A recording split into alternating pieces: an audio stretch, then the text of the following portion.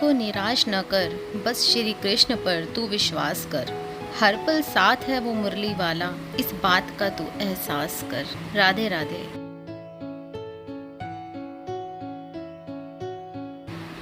राधे राधे।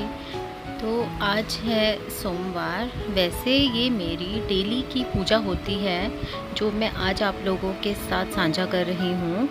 सब अपने अपने तरीके से पूजा पाठ किया करते हैं, लेकिन हर कोई इस चीज़ में थोड़ा सा परेशान होता है कि पूजा कैसे करें, क्या क्या सामग्री लें, कैसे पूजा करें, क्या ध्यान करें, क्या बोलें, किन बातों का ध्यान रखें, किन नियमों का पालन करें।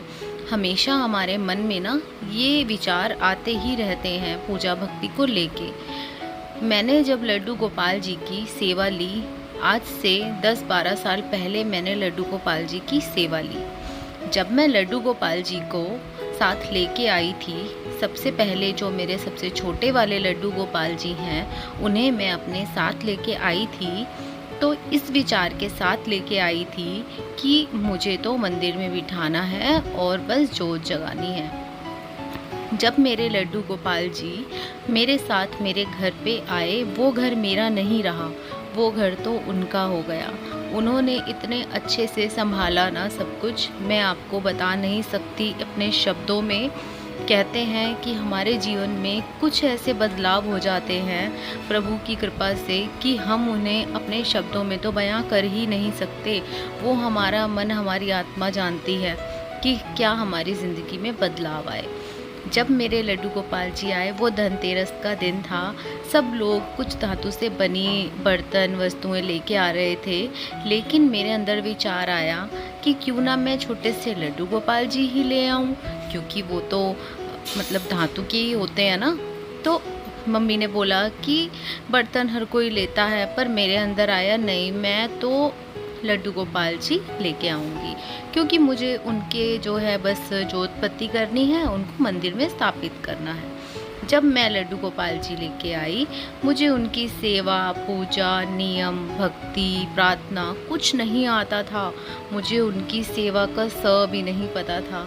लेकिन जब मैं लेके आई, वो घर उनका हुआ। मैंने प्रभु को कहा, हे प्रभु, अब ये घर आपका है, मेरा नहीं। मैं भी आपकी हूँ, मेरे सारे सुख और दुख भी आपके हैं। मेरे जीवन में जो होगा वो आपकी ही इच्छा से होगा। श्री कृष्ण तो कहते हैं ना कि मेरी मर्ज़ी के बिना पत्ता भी नहीं हिलता।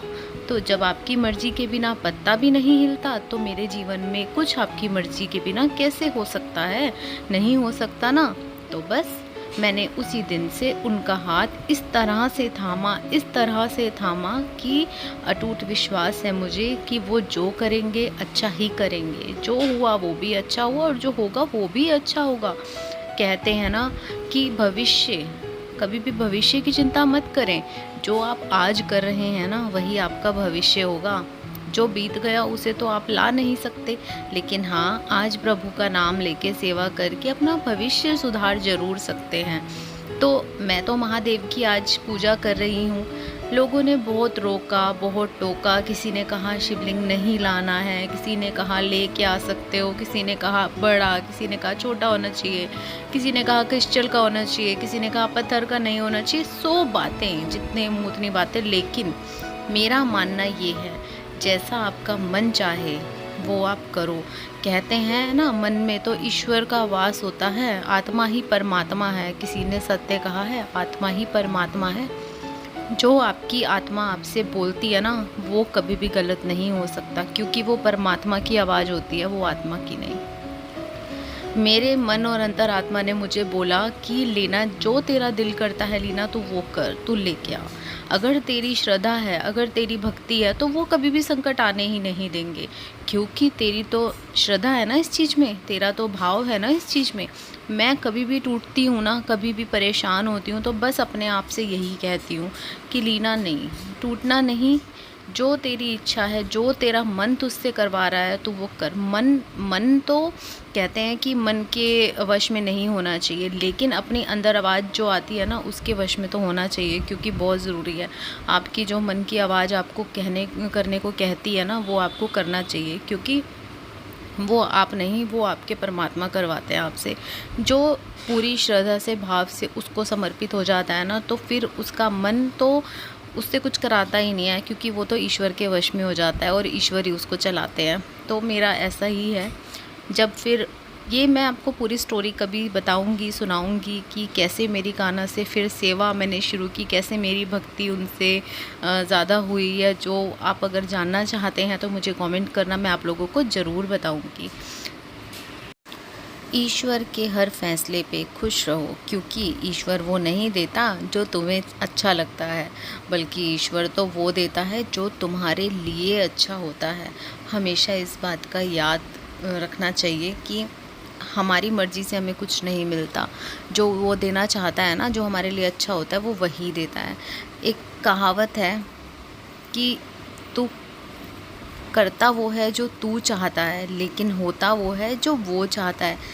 अगर ऐसा हो जाए कि तू कर वही जो वो चाहता है और वो होगा वही जो तू चाहता है, तो इस चीज़ को अगर हम अपना लेना कि नहीं, जो भी हमारे जीवन में हो रहा है वो उसकी मर्ज़ी से हो रहा है, तो बस हमारा जीवन सुख में है।